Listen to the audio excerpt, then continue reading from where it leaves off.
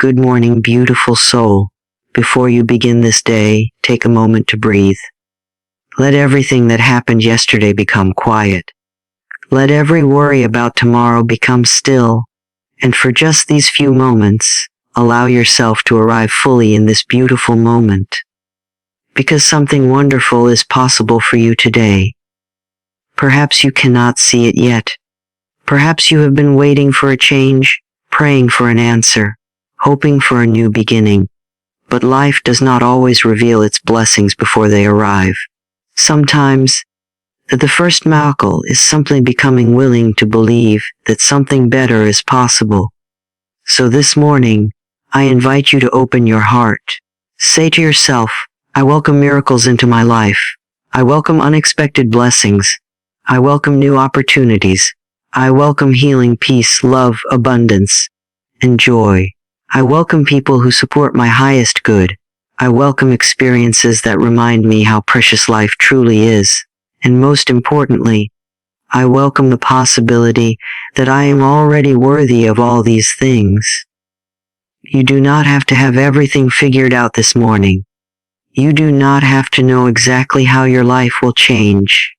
You only need to make a little room inside yourself for something new. Maybe you have spent years telling yourself, it won't happen for me. Today, choose a different thought. What if it can happen for me? What if life is not against you? What if there are possibilities you have not yet imagined? What if the door you have been waiting for is opening in a way you cannot yet see? Let this morning be a new agreement with yourself. You are no longer required to carry every disappointment into a new day. You can release yesterday. You can forgive yourself for the things you wish you had done differently. You can stop punishing yourself for being human. You can begin again. And beginning again does not require a perfect life. It requires only a willing heart. So place your hand gently over your heart and take a slow breath. And say, I am open to good things. I am open to love. I am open to peace. I am open to abundance. I am open to healing and growth. I am open to miracles. Let those words move beyond your lips. Let them become a feeling. Because an affirmation is not simply something you say. It can become a new way of looking at yourself and at the possibilities around you. This morning, you are choosing to look for what is good. You are choosing to notice the little blessings. The breath in your body. The sunlight entering the room. The people who care about you. The lessons you have survived. The strength you discovered when you thought you had none. These are miracles too. And when you begin recognizing the small miracles, you may find yourself becoming more receptive to the larger ones. So don't rush through this morning. Give yourself permission to expect something beautiful. Not because everything will happen exactly as you want, but because you are willing to trust that life can still surprise you. Today I choose possibility over fear. I choose love over judgment. I choose forgiveness over resentment. I choose gratitude over lack. I choose hope over hopelessness. And I choose to believe that my life can become more beautiful than I have imagined. I welcome miracles into my life. I welcome them gently. I welcome them joyfully. I welcome them with an open heart. And I am ready to receive the good that life has for me. Today is a new day, and I am ready for it. There comes a moment in every sensitive person's life when they realize that being understanding does not mean being endlessly available. You can forgive someone again and again. You can explain yourself with patience.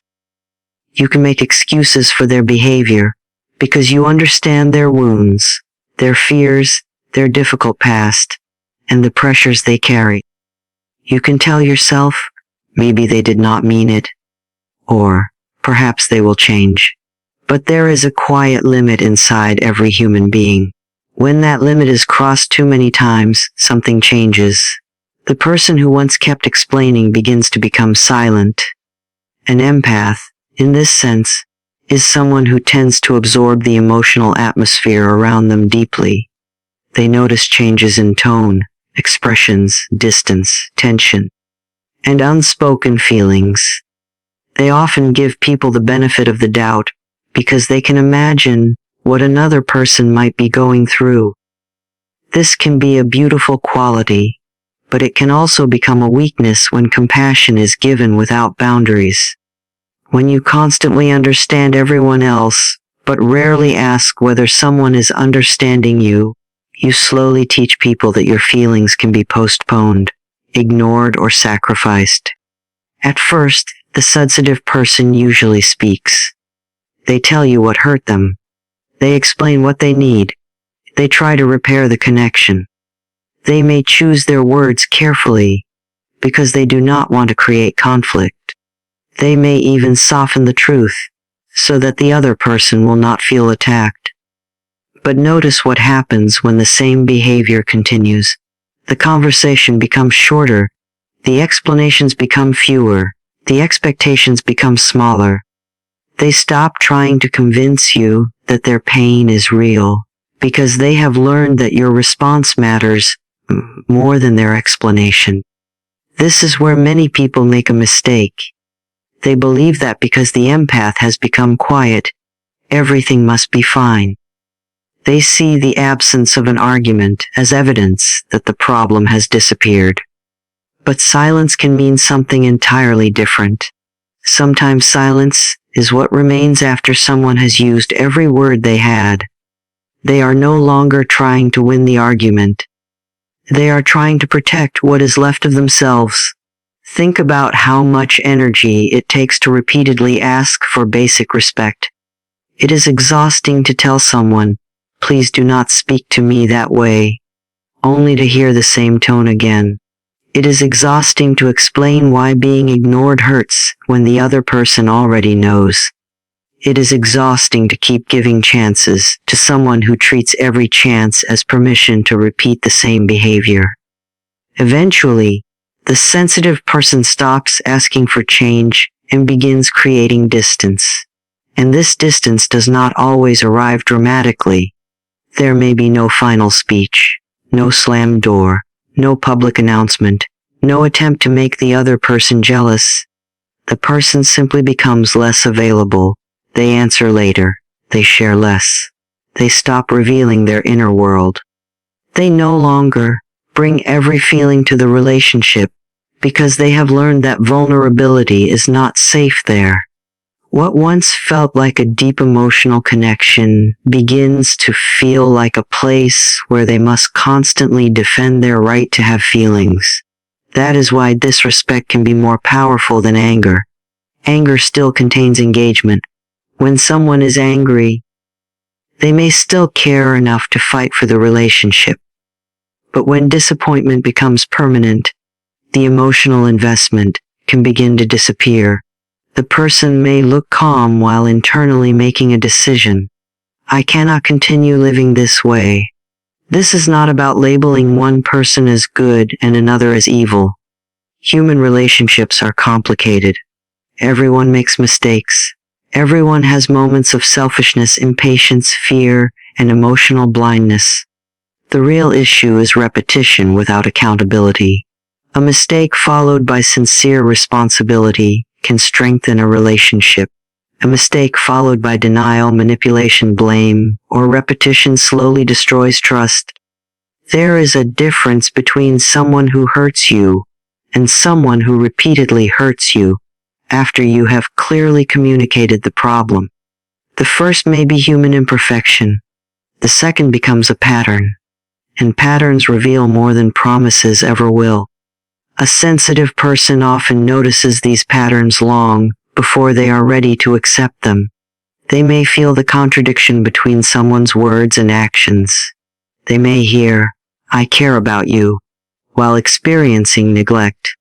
They may hear, "You can trust me," while repeatedly being given reasons not to.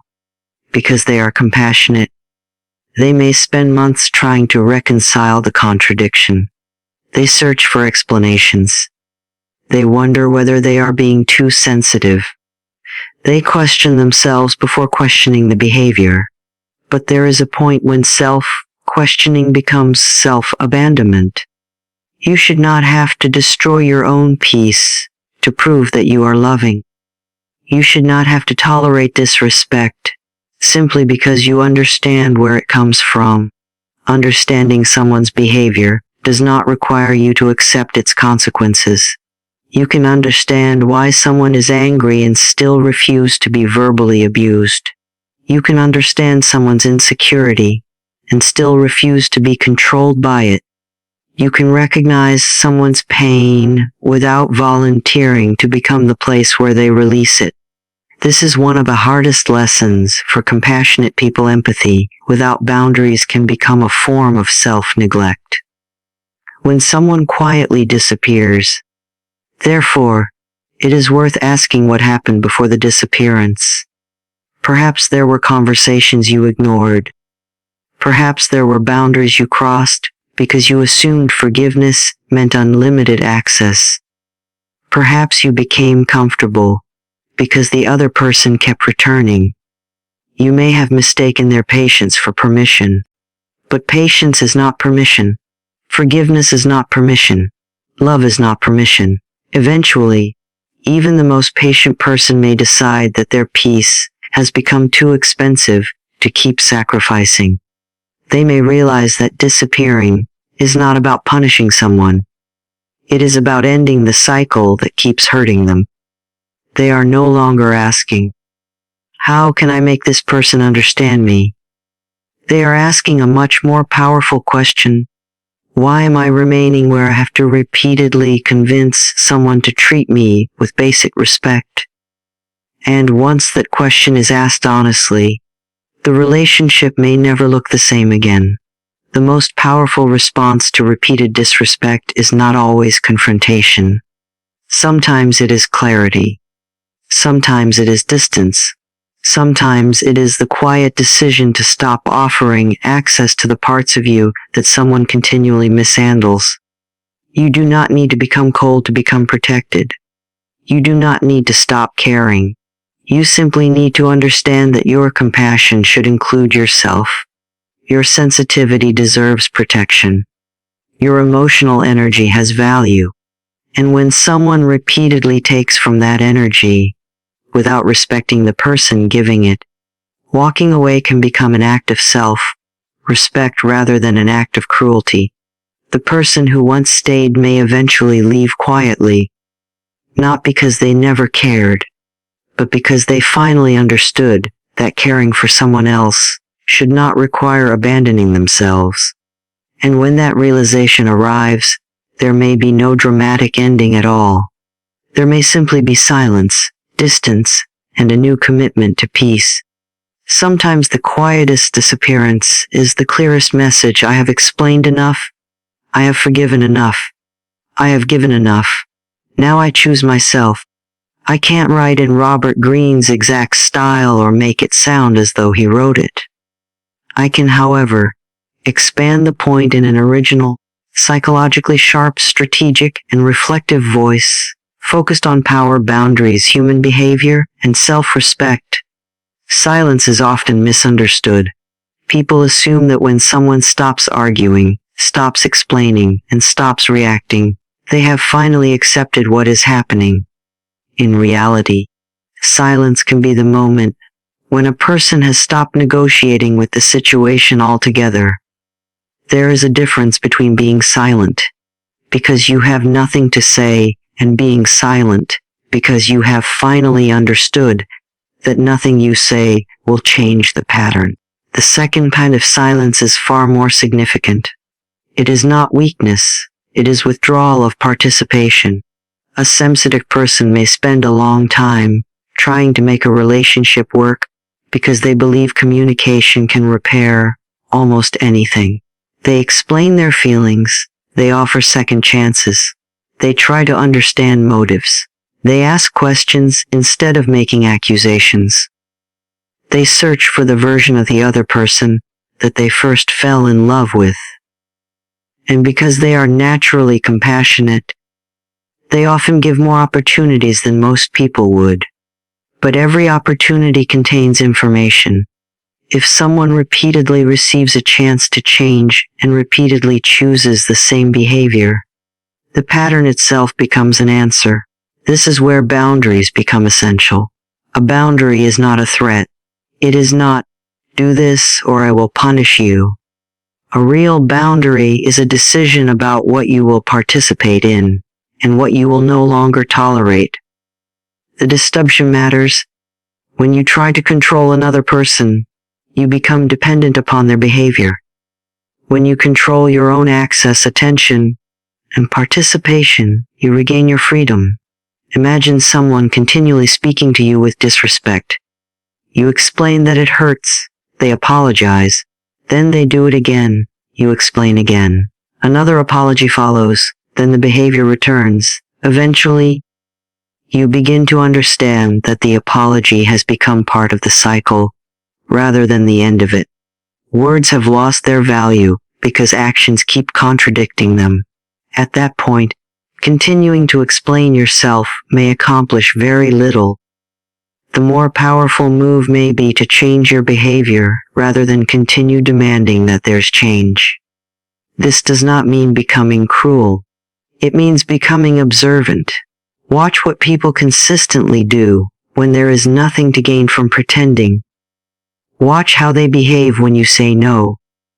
Watch how they respond when you express a need. Watch whether they respect your boundaries when they are inconvenient. These moments reveal character more clearly than beautiful promises ever could. A person who truly respects you may not always agree with you, but they will recognize your right to have limits. A person who only values access to you may interpret your boundaries as an insult. This distinction is important because some people are comfortable with your kindness only as long as your kindness remains useful to them. The moment you become unavailable for manipulation, excessive demands, or emotional chaos, they may accuse you of changing. Perhaps you have changed. But change is not always a problem. Sometimes growth looks like becoming unavailable for the behavior that once consumed you. There is a particular kind of power in refusing to participate in unnecessary conflict. If someone provokes you, and you immediately react, they can influence your emotional state. If someone insults you, and you spend hours trying to prove them wrong, they have successfully captured your attention. If someone repeatedly creates chaos, and you repeatedly rush into that chaos to restore peace, they may unconsciously learn that you will always clean up the consequences of their behavior. Silence interrupts that pattern. When you stop reacting automatically, you create space between what happens and what you choose to do. That space is where self-control lives. You begin asking different questions. Not, how do I make them understand? But, what response serves my well-being? Not, how can I convince them to treat me differently? But, what will I do if they refuse to change? Those questions return power to you. A person does not become strong by making everyone respect them. They become strong by deciding what they will do when someone does not. You cannot force another person to value you. You cannot manufacture empathy in someone who has no interest in developing it. You cannot argue someone into becoming considerate. But you can decide how much access that person has to your time, your attention, your vulnerability, and your emotional world. This is why quiet distance can be more meaningful than a dramatic confrontation. A confrontation gives the other person another opportunity to pull you into their emotional environment. They may deny what happened. They may shift the blame. They may bring up your mistakes. They may suddenly become affectionate. They may promise that everything will change. And because you still care, you may become trapped once again in the cycle of hope, disappointment, apology, and repetition. Distance gives you something confrontation often cannot: perspective. When you step back, patterns become easier to see. You begin to notice how often you were the one initiating reconciliation, How often you were the one apologizing first. How often you accepted explanations that never produced meaningful change. How often you ignored your own discomfort because you were afraid of losing the relationship. And then you discover something uncomfortable, but liberating. Sometimes what you are afraid of losing is not the relationship itself, but the hope of what the relationship could have been. That realization can change everything.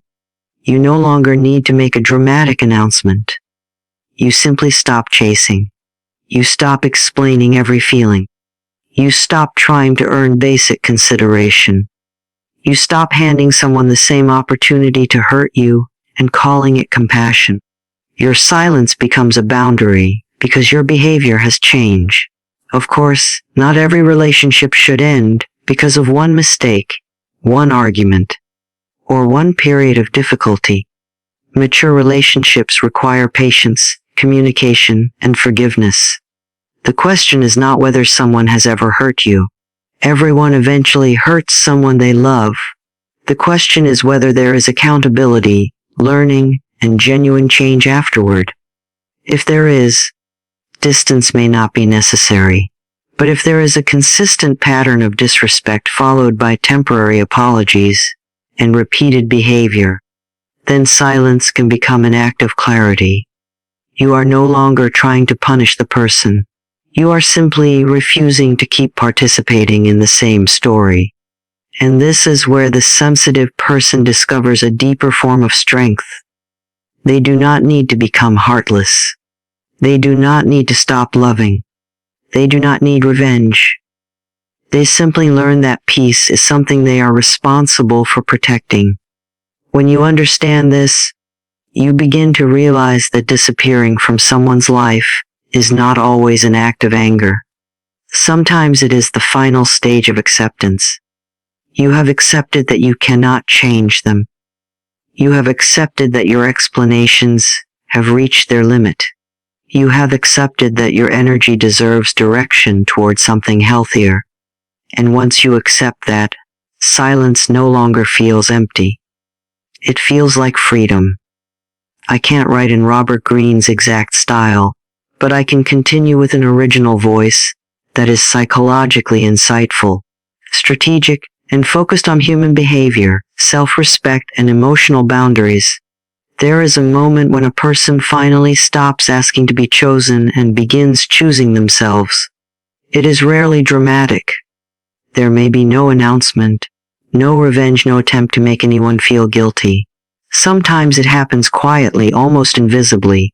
One day, the person simply realizes that they have spent too much of their life trying to preserve relationships that required them to abandon pieces of themselves. And once that realization becomes clear, something changes.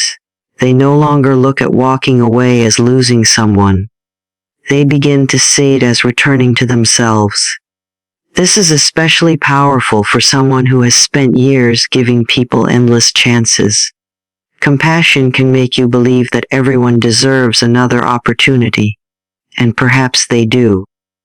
But there is a difference between giving someone another chance and giving them unlimited access to you. A second chance may be an act of forgiveness. Unlimited access without accountability can become self-betrayal. When a person repeatedly disappoints you, you may initially focus on what they promised. You remember the good moments. You remember the conversations when they seemed sincere. You remember the version of them that made you believe the relationship could become something beautiful. This is natural. The human mind does not easily release an investment of time, emotion, hope, and memory. We often remain attached not only to a person, but to the future we imagined with that person. But reality eventually demands attention. People reveal themselves through patterns. Anyone can behave beautifully for a moment. Anyone can apologize after losing control. Anyone can promise to change when they fear losing access to you. The real question is what happens after the emotional moment passes. Does the behavior change when nobody is watching? Does respect become consistent? Does accountability appear without being demanded? Does the person learn from the consequences of their actions? If the answer is no, then the promise is merely another performance in the cycle. This is where choosing yourself becomes difficult. You may know what you should do, and still struggle to do it. You may understand that the relationship is unhealthy, and yet miss the person. You may know that distance is necessary, and still feel guilty for creating it. You may even wonder whether you are being selfish. But self-respect is not selfishness. Selfishness says, only my needs matter. Self-respect says, my needs matter too. That single distinction can transform your relationships. You begin to understand that love does not require you to tolerate everything. Forgiveness does not require continued access. Compassion does not require you to absorb another person's chaos. And loyalty does not mean remaining loyal to a situation that repeatedly destroys your peace. Sometimes the greatest act of love toward yourself is refusing to negotiate against your own dignity. When you finally choose yourself, you stop performing for people who have already decided how they want to treat you. You no longer feel the need to prove that you are worthy. You no longer chase someone who keeps withdrawing. You no longer compete for attention that should have been given freely. You no longer explain your value to someone who benefits from pretending not to see it. This creates a profound shift in your psychology. You become less reactive. Someone ignores you, and instead of immediately asking what you did wrong, you observe. Someone becomes distant, and instead of chasing them, you allow their behavior to speak. Someone repeatedly crosses a boundary, and instead of delivering another emotional speech, you change your level of access. Someone gives you affection only when they want something, and instead of becoming grateful for temporary attention, you notice the pattern. This is not coldness. It is discernment. There is a difference between having a soft heart and having an unguarded heart. A soft heart can remain compassionate while still being selective about where it invests energy. You can wish someone well without inviting them back into your life. You can forgive someone without trusting them again. You can love someone from a distance because you have finally learned that proximity is not always proof of love. And this is one of the most difficult lessons people learn. Sometimes closure does not come from another person's explanation. It comes from your own acceptance. You may never receive the apology you deserved. You may never hear the words you hoped they would say. They may never admit how much their actions affected you. If your healing depends upon their understanding, you have placed your peace in someone else's hands. Take it back. Tell yourself that what happened was real even if they deny it. Your experience does not become invalid because someone refuses to acknowledge it. You do not need a courtroom verdict to know that something harmed you. You do not need permission to establish distance. You do not need another person to agree with your boundary before you are allowed to have one. This is where choosing yourself becomes a form of emotional independence. You stop waiting for someone else to give you permission to move forward. And once you do, your attention begins to return to your own life. You notice the energy that was previously consumed by analyzing messages, waiting for replies, interpreting moods, replaying conversations, and wondering what someone meant. That energy becomes available again. You can put it into your work, your friendships, your creativity, your goals, your health, your peace, and the future you once postponed while trying to fix the past. This is why some people seem to transform after leaving an unhealthy relationship. It is not necessarily because they suddenly became stronger. Often, they simply stopped spending their strength on something that was continually draining it. The world around you may not change immediately, but your relationship with it does. You become more selective. You begin observing before attaching. You listen to actions instead of promises. You notice whether someone brings peace or constant confusion. You recognize that consistency is more valuable than intensity. And perhaps most importantly, you stop confusing emotional struggle with emotional depth. Not every difficult relationship is meaningful. Not every intense connection is healthy. Sometimes the strongest attachment exists precisely because the relationship keeps you uncertain. You receive affection, then distance.